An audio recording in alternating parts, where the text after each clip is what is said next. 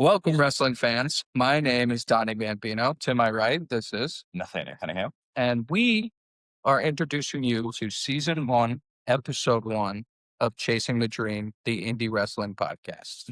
You know what's funny? What's that? You literally just said season 1, episode 1 when we I know. talked about that. So, to let you guys know, we had a little argument over if we should do seasons or episodes or whatever. Let us know in the comments. How about that? We'll let them decide. So the plan was to do season, episode, 12 episodes in the season. My little co-host over here. I think we should do numbers, right? So like episode 1 to 171 or something like that. You know what? Just think about it for a minute. What a journey that we've been on so far. We have been on hell of a journey. You know, we started off hating and loving this business, Mm-hmm.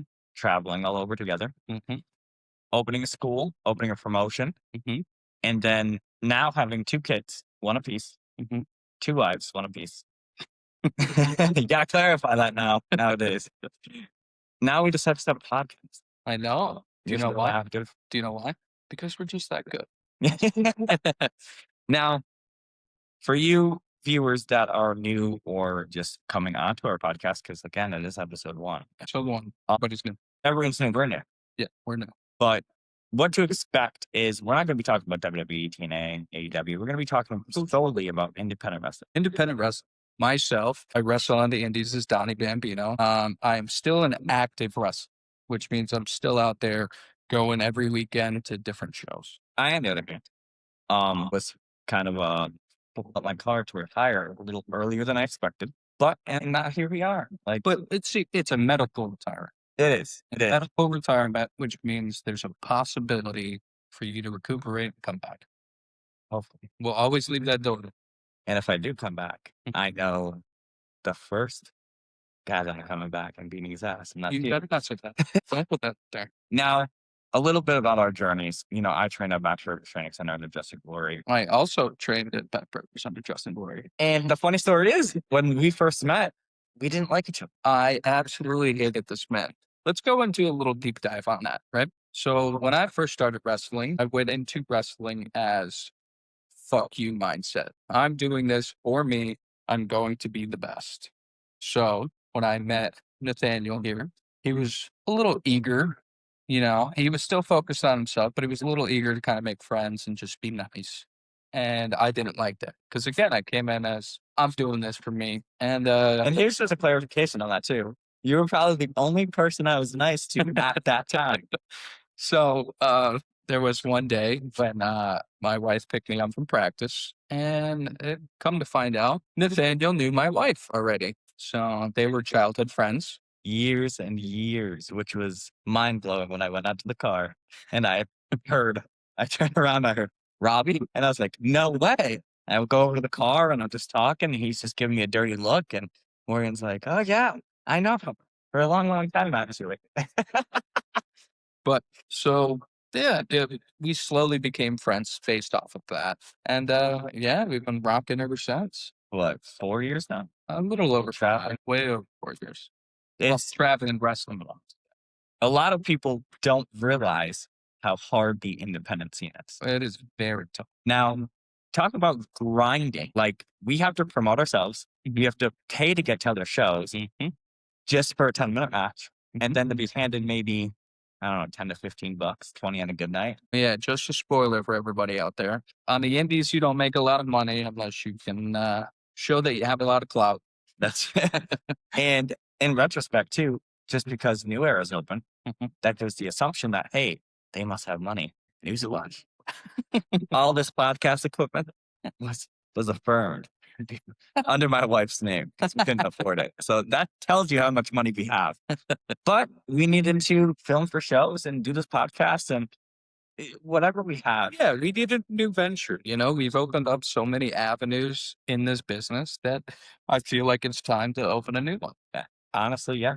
And I'm excited for future episodes. We have already booked February and March out Oh, yeah. with solid independent wrestling stars that are still chasing the dream. Oh, yeah. That's an update for you guys. This is our first episode, so we're going to throw this out there. We are going to have other independent wrestlers onto our podcast to talk and just see how they're feeling, how they got started, and what they're doing to chase the dream. Chasing the dream. That's such a big term. Like the podcast name didn't come out of nowhere. We kind of used that and we kind of stole.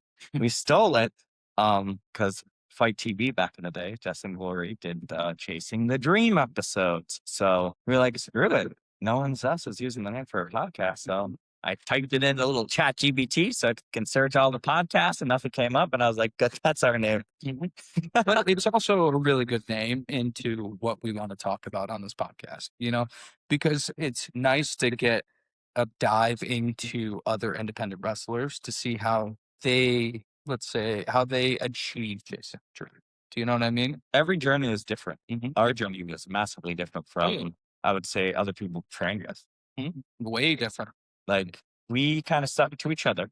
We did venture out, We- but on the cusp end, we kind of stuck to our grind, our grit, and didn't do anything outside of what we, I guess. Well, yeah, I feel like we played it comfortable and we stuck to like what we know instead of branching out too much. But now, since it's been 4 years in, we're starting to get to that point where other people were already there. Now, if I do come back, I think we're just gonna go full throttle again. Do you want to go full throttle? Oh yeah. Now I'm gonna chase that. The last time we did this, we wound up in North Carolina. Without a match. We did have a match. So touching on that, why not? So we took a booking in North Carolina from one of our friends that kind of set us up. So Dustin was like, hey, do you want to come down to North Carolina? I was like, yeah, sure. Like, that's a great opportunity. We sent them a promo. And they're like, oh, yeah. It's like, your wife's coming too. I was like, yes, I'm going to come down. And we took the 8.5 hour car ride. We left, I think, at 7 in the morning. Yeah, we left pretty early. And driving. Stopped at a couple places. And get a text saying that, oh, my partner fell through. So will your girlfriend, be my partner? And we were all for it. We were actually main eventing that show. We were main eventing, and co-main event was a Rumble, and somebody who clearly did not have professional wrestling training, None whatsoever, got in the ring and got seriously injured. He fell out of the ring and fell right onto his head. Almost broke his neck. I'm pretty sure he did break his neck, but if he didn't break it, he definitely sprained it. Now dealing with that in the back. Jeez, we were all in the back, and we're hearing this loud commotion, and yeah, the whole place turned into a riot, and there were people banging on the locker room, and our locker room was just tarps. That's it. And people were trying to storm the locker room, and we're trying to get undressed as quick as possible just to get out of there.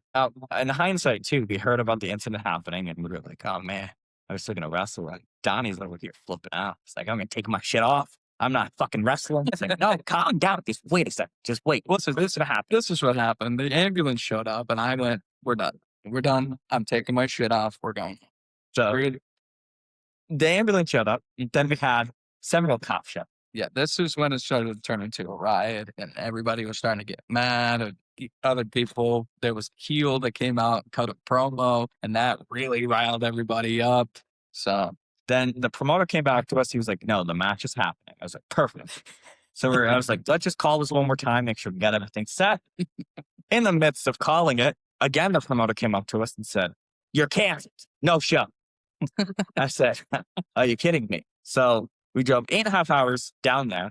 Yeah, for one main event matchup. We didn't end up partaking in, which was fine because we talked to old friends that I knew and that you were meeting, and it was still a good time. Yeah. But we had a set, and here's where independent wrestling, like it really, you're on a gamble every weekend. Yeah. Because you tell a promotion a set price. Realistically, if that match happens or not, you've traveled out there, you wasted your time. Oh yeah. We had a set price. Mm-hmm. The promoter, he was a small guy. I will say that. Mm-hmm. Until the end, which was, yeah, we have your pay. I'll send it right over through Venmo. Never received our Venmo pay. That's okay. It's fine. It happens, but that is independent pro wrestling probably in a nutshell. Oh yeah, you get told you're going to get paid a certain amount, and you did. Or you expect a certain thing at a show, such as an online appearance that you're seeing. Oh, that promotion looks great. And then it falls through. But I will say in our area, at least, we have a lot of good promotions around us. We have New Era. We have PPW. We have Office Battlefield. We have Frontier. We have High Ground. We have Is that pretty much it? I think Smash is still kicking. Smash. Oh, we work with them a lot. Right? It's a slip. It's Smash. because it's the first episode. It's the first episode. We're getting the jitters out. Smash is still around. Mhm. 5XW is still around. 5XW. We have a lot of promotions that independent wrestlers work for that sometimes we didn't have a chance to talk to. Oh, yeah. So I think that's the driving goal. I'm excited for this. Mhm. Now, let's do a deep dive really quick. You'll go 1st. Mhm. I think we should dive into your career a little bit, how you started and, how it was for you. My career. Yeah, big guy. Well, I did start at Backbreakers Training Center under Justin Gordon.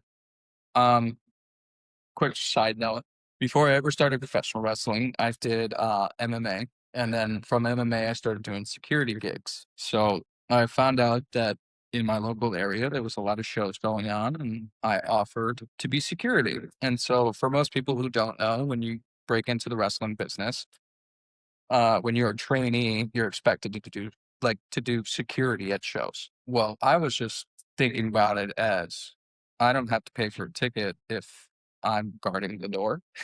So, You sneaky. oh yeah, I've told Glory this too. I started doing it as like I get a free ticket kind of thing, and I was already doing something that I was very good at, doing security. And then I just kind of, I'm pretty sure Glory hated me at first because I was one of those kids that was like, yeah, I'll start training, and then ghost him for like 2 months, and then Yeah, I'll start training. yeah, I'll start training, and then ghost him for another 4 months, and then go back to Florida, and then come back and be like, hey, I think I'm gonna start training now. It's probably it's Joey kid. He texts me one more time. I'm gonna block. Oh yeah, but eventually I kind of made amends with it. I was like, I'm going to do this, and I'm going to be the best in this area. That was my driving force to become a professional wrestler. That was it. Mhm. We had 2 different driving forces. Mhm. To where when I started, I was the same place, same time. Well, different now. Well, you started a little bit before me. Yeah. I dealt with a lot of shit. I dealt with a lot of shit actually. Yeah. Because, getting into this business, Backburgers was great. Mhm. Not every person there, I could say was great. But again, that's just personal. Yeah, there's a lot of people that hide behind masks. Exactly. Do you know what I mean? So it's like not everybody is who they see. But I took a lot of shit a little bit. A lot of people don't know that, but I did. Mhm. And my driving force was fuck everyone as well. Mhm. I was doing this for me, but at the same time, like I didn't have money. I don't know where I was getting the money to train because I was just kicked out of my house with my family. We were kind of living in a hotel. And then I just said, you know what? My life's already this fucked up. Might as well just, go for my dreams. And then I started pro wrestling school. And I remember coming home, told my mom. She's like, wow. Because my godfather did it. So I was like, yeah, no, I've been wanting to do this since I was like 9 and I'm 19. So I waited 10 years, thought about this 10 years. So I was like, you know what? Let's go for it. And the rest is kind of history. Yeah. But I mean, because we have similar paths, I think that's what caused us to be so good together. Yeah. Do you know what I mean? Because we both grew up poor. Yep. We both had very similar like bringing ups. We both got into the business for similar reasons. Yeah. Of I want to do this. I'm going to be the best at this. Yeah. And then we also, once we started becoming friends, we were both solo at the time, right? So he was wrestling singles, I was wrestling singles. He was also wrestling under a mask. Spoiler alert for all of you that don't know, Roberto Garcia. It was me. But we were both wrestling singles. He wanted to break away from his character. He hated it. He didn't want to wrestle under a mask anymore. And I personally love tag team wrestling, and I wanted a tag team. So, I mean, we had natural chemistry, and we kept pitching it. Now, on a side note here, we talked about this tag team before he was in the debut, right? Yes. So fast forward to his debut. He has his debut. And after the match, we're talking just like normal. Mhm. And I was like, hey, Ryan, when do you want to start tagging? He looked at me straight in my face and said, do you remember what he said? I don't. You don't. Mhm. Maybe not for a little bit. I'm kind of like, and I said, okay. So what originally happened was before I debuted, we talked about tagging. constantly. We were working on tag moves. We were working on psychology for tag matches, tag names. And every time we pitched it, we got resounding no. Hard no. We got a no. Anytime we were like, hey, we should be tagged. No. For why? Well, you guys just don't look good together. Yeah, we got you guys don't look good together. You guys wrestle two different ways. Well, Yeah. if you pair those two different ways, maybe you'll get something solved. So we had an idea. We pitched an idea. So at the time, my character was a Don character, and an Italian mobster. And we were trying to come up with a character for you, and I believe you started coming out as this narcissistic pretty boy, Nathaniel Cunningham. Thought his hair was amazing, and I'm balding, so like it didn't work. It but was the for best. you guys. It was the best. But we pitched this idea of just two best friends that like to make fun of people. But like going back on why we were told no, I understand why. Our pitches were terrible. Our pitches were god awful. So the one day we just got pissed, and I looked at them. I said, you know what? We're going to change their minds. And I looked at my trainer and I said, if I can convince you to do a promo that we can do this, would you let us? Absolutely. So this man pitches me this idea. Hey, we're going to cut a promo, but we're going to cut the promo on our trainers. Which is at the time, Justin Glory and then Molson came in and took over. Yes. Kind of backbreakers. Yeah. So Justin Glory and Jack, and he pitched me this idea, and I went, we better nail this. Or we're screwed. Because if not, I mean, I am a big fella, but both of those guys make me look small. And here's a side note. I was never scared of a man in my life until Glory. Oh, yeah. I was only scared of Glory, never Molson. Because Glory's a real man. Molson's a real man, too. He's bigger than Glory, but I think it's because there's such a size difference between you and Molson the years. Yeah, probably. But we cut this promo, and we basically ripped into them. And we did their stereotypical characters. So who they portray in the ring. With a little bit of like what we've seen from them as they're training. So we kind of had this base idea of any tag team we were wrestling, we would dress up like them and then take shots at them, basically, like character wise. Now, do you know something fun? What's that? I have this promo still. I do too. You know what we're going to do? What? For our first episode, we're going to air it to you guys now. Molson. Yeah. Listen, brother. We gotta film promo quick Okay. for our upcoming match. Yeah. Alright? Yeah. So just follow my lead. All right. Hey, you! Do you have what it takes to My name's Jack Wilson, and sometimes I sleep in the ring. Molson, What? listen, you're lying. Okay. Just follow my Yeah, lead. yeah, I know what I'm you're doing. right. Yeah. Okay? Yeah. All right. Hey, you! I got an axe handle. Molson, What? who owns this training center? You. But I have pay stubs. No. Yeah. Just follow my lead. All right. Yeah. Alright, come on. Yeah. I'm the head trainer. Hey, you! Do you have... Alright, this last time. Alright, listen, just That stand was over my there. fault. All right, yeah, Just yeah. stand over there. Yeah. Since you can't follow my lead, All right. I'm Justin Glory. Yeah. I know what I'm Jack doing. Wilson. Stop. All right. Hey, you! Do you have what it takes to become a Alright, I know you had to be like Molson and Glory, but I didn't know you were gonna fart like Molson. Come on. Sorry, protein farts. Listen. Take these guys serious? No, and that's why we're gonna beat them the next show, because they're nothing compared. Nothing. Absolutely nothing. Let's get out of here. Yeah. Don't beat these Fucking folks. axe handle. I can't believe you did that. You know what? We're going full out. I mean, credits to Jack Nelson and Justin Glory for being troopers. I mean, Oh, yeah. when I sent it to Glory, Mhm. he texted me back. He read it, and I saw him read it. And I saw him typing, but then he took it away. And I was like, okay, maybe he didn't like it. I said, I still remember when we first told Molson. Molson thought it was hilarious. yeah. Molson thought it was gold. And from that point on, we started really finding our groove with it. But that comes better. And Glory's pissed. But yeah, He was hot, and then he had to watch it twice or three times to be like, hey, I see what they're trying to do.